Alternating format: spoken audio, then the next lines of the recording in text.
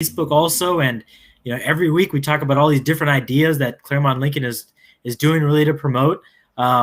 Mindfulness is a big part of what we do here at CLU. You're the director of the Claremont Core, and there's so much we can say about mindfulness, and there's so many misconceptions. So let's just start with the basics. What is mindfulness? Yes, thank you, Arbaz, for having me. It's always really good to talk to you and to talk about this subject that's near and dear to my heart. Okay, so mindfulness. Mindfulness is the ability to be present in a given moment. And we know that in our culture especially, I have my phone right next to me, right? We are inundated with messages and notifications and feelings and advertisements. And really our culture and our workplace is set up to keep us from being mindful, to keep us from being present and aware in a given moment. And paradoxically, that keeps us from being able to be highly effective as leaders and as colleagues and as parents and as workers, really.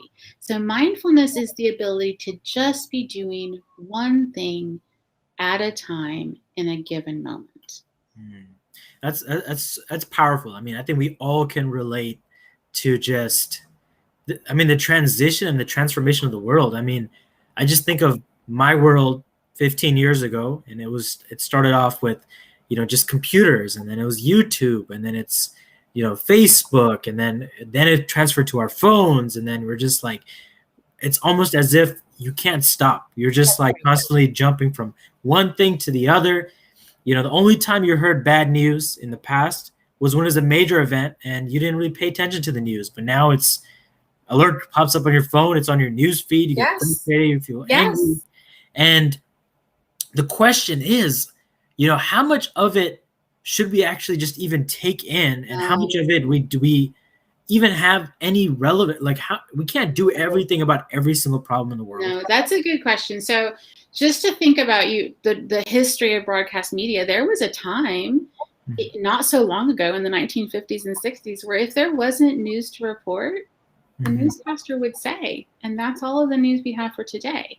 Now, that's a little bit naive. There have always been things going on in cultures and communities and cities that we might be curious about and interested in. And as working people who want to be leaders in diverse contexts, it behooves me to know what's going on in the world. But I think about it this way. I'm a parent, right? I think about the way that I try to curate my child's sleep and diet and engagement in the world, right? Think about yourself as a toddler. You need sleep. You need hydration. You need some information. I do need information about current events to do my job effectively. But I also need the mental and emotional capacity to be present and effective at what I'm called to do. So if I'm having a constant stream of notifications and alerts, that's going to keep me from being engaged and effective. And let's talk about the brain for a moment, okay? So what do notifications do when they constantly appear on your screens? And we're looking at a screen right now. So do I have 30 tabs open plus notifications on my phone? Multitasking is not real. If I can put one message out that everyone takes away from this today, multitasking is not real. So we like to feel like, oh, I have this tab open and I'm grading over here and I'm reading over here and the news is over here and my child's report card is over here and this agenda is over here and I'm doing it all. That's not real. What's actually happening is your brain is divided and your attention to all of those things is diminished. So say to yourself, when do I need to check in on the news and current events? When do I need to check in on what my government and local leaders are doing? When do I need to focus on my job? When do I need to focus on being a friend and colleague? Think about the hours you have in a day and count rest. When do I need a break from these things? Okay, because multitasking isn't actually a thing. It creates cognitive dissonance and it keeps us from being effective. So at it, do you hear it? You sound good. Okay. Strange. So at its very basic level, this is when mindfulness begins, right? It's about being present and just being conscious of the world and very taking it in. Now, as you in your role as a professor and educator, how do you transition that into the classroom, particularly in an online space? Okay, so that's a great question. So a long time ago, when I was a K-12 teacher, I was teaching 8th grade in the city of St. Louis, and actually for a Lenten discipline, I gave up multitasking. I said, I'm not going to multitask. That's my Lenten discipline, to speak about my own personal religious and ethical practice. And so what that meant as a classroom teacher is, if I were writing on the whiteboard, I was only writing on the whiteboard. I wasn't listening to the radio and trying to talk to students. If I was doing my grades, I was just doing my grades. If I was cleaning the desks, I was just cleaning the desks. And this is important. If I was talking to a student, I was just talking to a student. So if my student Emerald came in the morning to talk to me about something, I would put down my clipboard, I would put down my whiteboard marker, I would close my computer and just speak to Emerald. And this had a profound impact on behavior in my classroom. And as I tracked it over those 40 days, like, why are my students getting along so well? Why am I experiencing flow in my teaching? Why are we all like in sync? And I thought, because I'm doing one thing at a time. And when I'm giving them my attention, I'm giving them my full attention.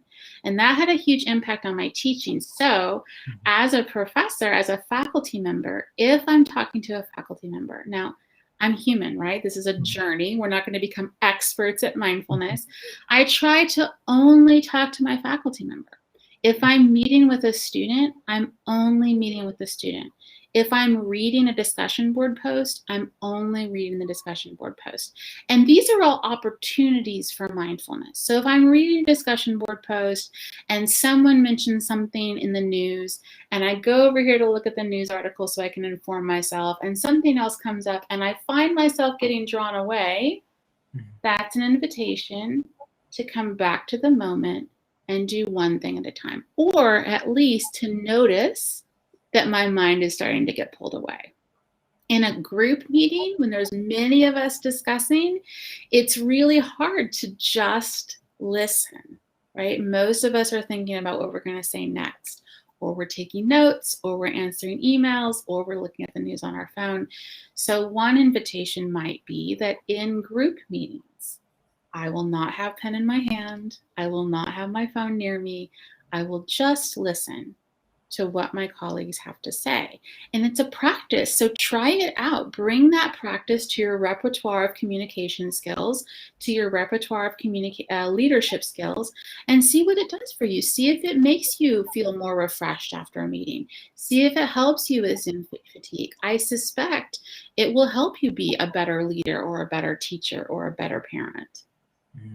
That's so powerful. I mean, I'm sure we've all caught ourselves at some point. You know, we're on our phones, and if someone talks to us, you're like, I'm on my phone, right? But if you're talking to someone else, and then your phone rings or something pops up on your phone, you're okay with just disrupting the conversation and start looking at your phone. Right. And it's almost as if we've prioritized a device, over the human connection. Right. Well, look, the brain loves dopamine, right? These systems, these apps are designed to make us want to touch them and make us want to like them. And when we get the little alert, we get a little hit of dopamine. Our brain is designed to want to do that. So I don't want people to feel guilty or ashamed. I love my phone. I pick it up first thing in the morning, right?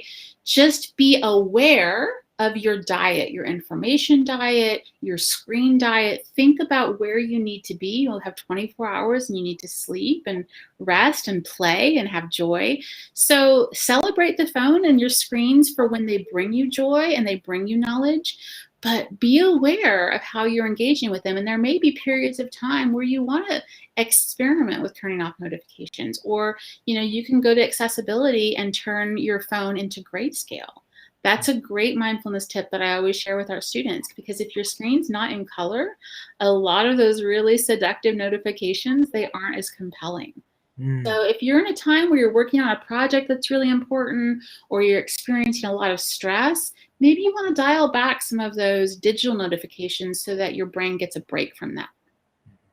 So now, within your transition, you went from teaching in a classroom and your experience there in an online environment. How does that work? I mean, it becomes so challenging, right? I think many people, they're scared of learning online because they know how distracted they could become from their home life and other things, and then being able to focus and just pay attention to one screen on the computer becomes difficult. Right. So I find online teaching and learning to be more inclusive and more intimate. I've also taught college students, graduate students, and undergraduate students on ground. And in those settings on ground, usually 2 or 3 people were to participate, maybe 5 or 6 if I'm working really hard to engage them. In an online environment, because students have choice and agency about when they come into the space, everyone participates and everyone offers something from their own lived experience. So I find it much more inclusive, and I find it much more intimate, honestly, because people are choosing. I'm not putting you on the spot. Hey, tell me about leadership in your context.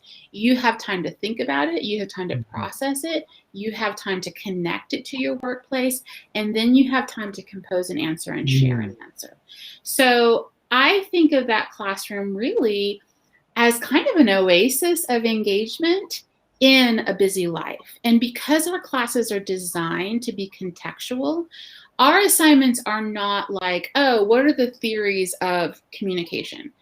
Yes, we're going to talk about theories of communication, but our assignments are apply this theory into a contentious relationship you have in your workplace, right? So students are always bringing something from their own lived experience to the classroom. And that's so rich, right? That's so fascinating. It's so compelling and interesting to grapple with a diverse set of students who are bringing ideas from a variety of perspectives. So it's almost as if, a lot of times when you're in a classroom, when you're asked to share, you just feel like, it doesn't all come to you at once. You're just like, I might not have my thought, but in an online setting, it's almost as if you can gather your thoughts, think about it, and then contribute. And, everyone has an opportunity to share. That's right. So let me tell you about processing time. And you've probably heard me say this before. And this actually is relevant in in-person conversations. Average processing time for adults, if I ask a question to a group of people and it's a low stress situation, maybe we're looking at a piece of art, and I ask, what do you see that's going on in this picture? Average processing time for adults is 6 seconds. So oftentimes when I'm facilitating in person, if I ask a question, I will actually make myself count 6 seconds. It feels like a lot of silence. That's just average processing time for you, our boss, to hear my question, to think about what I mean, to gather your thoughts, and then put your hand up. Now, we don't like silence as adults and as, consumers surrounded by media. So often we race ahead and we lose so much potential connections and conversations if we don't actually build in processing time. And you're right, in an online class, everyone can have the luxury of stepping back, maybe spending the next few days thinking about what's going on at work, thinking about the reading, and constructing something that's real and meaningful to bring back to the class. That's amazing. I mean, I just think about my time in undergrad. I wish we had processing time, right? Right. Have those moments to reflect. And some professors did it. They would give you time to just, think about what you have to say before you just jump the gun. But it is a challenge. So now mindfulness is one part of a core called the Claremont Core here at Claremont Lincoln University. Tell us about the relationship with the other aspects of the core, and what are those? Okay. So the Claremont Core are 4 domains: mindfulness, dialogue, collaboration, and change.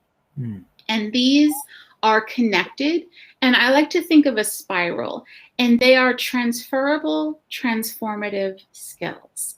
So I might not master dialogue or collaboration or change in my professional lifetime. These are skills that I get more and more virtuosic at the more that I practice them.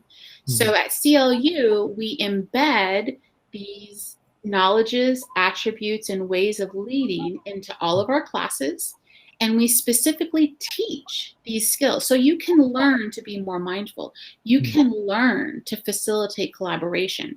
These are often the skills that, like, for example, if you look at, like, what are the top 20 skills CEOs need to be successful? Well, they're these skills: deep listening, facilitating difficult conversations, suspending judgment, appreciating diversity, facilitating collaboration. But a lot of traditional training programs, traditional degrees, teach knowledge. They don't teach these leadership skills that are really about facilitation. They're about practice. They're about being willing to change and model change. So we believe at Claremont Lincoln, you can absolutely learn these. You can absolutely practice these. You will absolutely get better at these. And we're setting you up wherever you are to become a more mindful leader, to be able to facilitate dialogue and collaboration, to be able to lead change wherever you are. And again, they're transformative, transferable skills, right? So I and my leadership will be transformed as I become better at them. I can also transfer them. I can use them in a classroom. I can use them in a hospital setting. I can use them in a religious or secular setting. I don't just use them in one discipline. They lead to one another. We begin with mindfulness. Who am I? Who am I as a leader? What are my needs? What are my fears? What are the challenges that I bring? What are the strengths that I bring? So that I can dialogue effectively. Who are you? How are you different from me? What are the things that we have in common? How can I suspend judgment about you to learn from you? We need to be able to dialogue so that we can collaborate effectively. We know that including diverse perspectives on any project increases the likelihood that project will be successful. So collaboration isn't just about me teaching my way. It's about dialoguing mindfully so that we can surface commonalities and surface unique perspectives so that we can change. Change is a part of life. It's a part of business. It's a part of being human. And a lot of communities resist change or they're afraid of change. And at Claremont Lincoln, we want our leaders and students and community members to know how to navigate that effectively. And that starts with mindfulness. So it's self, and then it's other, and then it's working together to create positive change. And I might go back and lean on mindfulness. I might be in a situation where I'm getting triggered and I'm feeling a lot of anxiety, and I'm like, okay, let me check back in and maybe use some mindful practices so I can be really present for this difficult conversation. It's amazing how relevant these skills are. I mean, so many of us, maybe sometimes we feel like we've already mastered these skills, but once you get into the subject and get into the classroom, you start digging and you just start finding out all these different things about yourself, and then the context change, right? I mean, this past year with the pandemic, it's a whole different world of dialogue. It's a whole different world of collaboration and being mindful, because you're now having to deal with screens and being able to manage Zoom sessions and understanding someone who's burning out on the other side. And it's so complex, but yet it's so relevant in every single moment of our work lives and our community lives. Yes, that's either the really scary thing, like, oh my gosh, I'm never going to have it all figured out, or it's the really rich invitation. Oh my goodness, I'm always going to learn something new. And whenever I teach one of these classes, like whenever I teach change, I always tell my students, guys, I resist change just like you and just like your stakeholders. So this is a place for me to practice these components. And, I always say, you all have heard me say, being human is a messy endeavor. It's hard to communicate. It's hard to learn that I was wrong about something. It's hard to change the way that I manage my team when I see that it's not effective. But it's an endeavor that we do together, and I can get better at it. I don't need to throw up my hands and say, well, the way I learned how to do it isn't working. I guess I'll just fail, right? We always have the invitation to get some more skills, to try out some new things, to invite feedback, and to be mindful about the choices we're making. Yeah, it's all about the openness and willingness to change. I mean, we're all going to make mistakes. It's Yes. always going to be a challenge. We're always going to learn from opportunities. And, it's not about, or for me at least, it's not about, let's say I'm not mindful in one situation. Maybe it's that one situation, right? Right. And you can always work on it. And then there's common practices and it's habits and it's developing it. So there's times you're going to fail, and it doesn't mean you're going to fail now and just give up altogether, right? That's right. You just keep struggling and keep striving, and every day is another day to be mindful. That's right. And I would love for us as leaders and as higher ed professionals committed to positive social change, let's change the expectations we have for leaders. Like, just think about when you think about a president or a CEO or a mayor, we often say this person needs to be certain. They need to be strong. They need to win the debate. Yeah. And it's like, are those really leadership skills? Maybe the real leadership skills is not to be certain, but to be curious. And not to be strong, but to be collaborative. And not to win the debate, right, by having a gotcha response, but to ask a good question. Like, we could say that in our K-12 and in our undergraduate and in graduate programs, and we do as a graduate program, it's more important to know how to ask good questions. It's more important to cultivate a posture of openness than to say, I know X, Y, Z, so I'm the right one. Right? We could change our cultural values around what it means to be smart or what it means to be a leader. I mean, I think one of the most powerful statements I've read was lead with questions, right? Maybe don't have all the answers. You could tell your team, I don't know, I have to do the research. That's right. It's not always about being seen as this person that has all the answers. That's right. Which some of us we train ourselves because we want people to trust us, but that's right. Well, and that's our education system right now, right? Like, who's the top of the class, who missed 0 on the test. And that translates to everything, right? Like, when I talk to other parents, I say, don't ask your child, what did you learn at school today? Ask your child, what question did you ask today? Right? When your team member comes back, don't say, what did you learn at the conference? Say, what questions do you still have about that topic? It's a mindset, and we can cultivate a mindset that keeps us always looking for multiple points of view. That will enrich our work and leadership. Amazing.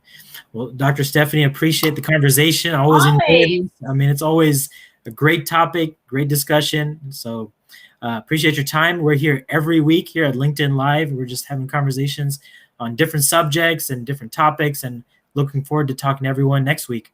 All right. Reach out if y'all have questions or comments. You want more resources. I'm always here. Thank you so much, Arbaz. All right.